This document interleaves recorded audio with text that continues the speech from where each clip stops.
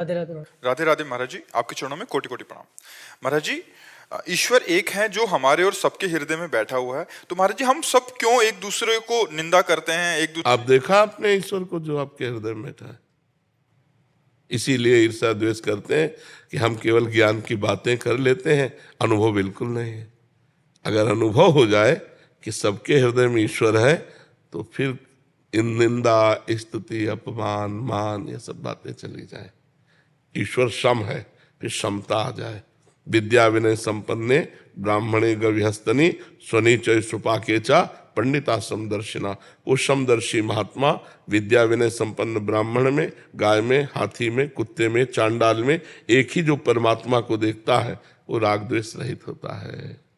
राग द्वेष कब होता है? जब हम मनुष्य देखते हैं, परमात्मा तो देखते नहीं। आपने जो कहा सबके हृदय में एक ही परमात्मा बैठा है, ऐसा आपको अनुभव हुआ? नहीं हुआ। ऐसा लोग कहते हैं, सुनते हैं, अनुभव नहीं करते। जो अनुभव कर लेता है वो समदर्शी महात्मा हो जाता है। एक थप्पड़ मारे, इधर चंदन लगावे, दोनों के प्रति समान भाव होगा। तनिक भी उसे आवेश नहीं आएगा, क्रोध नहीं आएगा।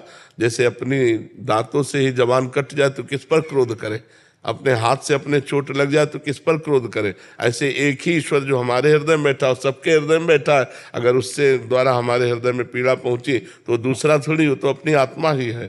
पर यह ज्ञान है कहाँ? ये केवल बातों से थोड़ी होगा। ये जब अनुभव होगा साधना करके तब वो स्थिति आएगी। तभी तो महात्मा समदर्शी होते हैं। तो महात्मा बनना खिलवाड़ थोड़ी है। पहले हम संसार के भोगों को त्यागें, संसार के राग को त्यागें, शरीर के अभिमान को त्यागें और खूब भजन करें, तब जाकर के हमारा अध्यात्म मार्ग खुलेगा।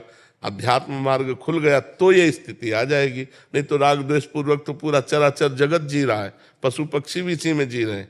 नहीं, हाँ, तो इस बात का अनुभव ना होने के कारण ये राग द्वेष रहता है।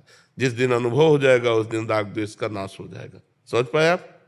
महाराज जी, मेरा कहना यह था कि जैसे हमें सिखाया जाता है कि अपने सभी का सम्मान करें, तो इसका मेरा जो कहने का अर्थ था वो ये कि अगर मैं अपने पिताजी का सम्मान करता हूँ तो ये ठीक है, लेकिन मैं किसी दूसरे के पिताजी का अनादर करूं, वो चीज़ गलत है। अन्य धर्म के लोग हमें गलत बोलते हैं, हम लोग उनको गलत बोल रहे हैं। सोशल मीडिया पे ये सब चीज़ें अब हमारी अभी बात समझ नहीं पाए तुम। जो तुम कह रहे हो ये राग द्वेष तो है ना। सर्व राग द्वेष का नाश हो जाएगा जब समदर्शी परमात्मा को सब जगह देखोगे। अपने पिता और दूसरे पिता में भगवान एक ही तो है ना। अपने भाई और दूसरे भाई में भगवान एक ही है ना। अपने देशवासी और दूसरे देशवासी में भगवान एक ही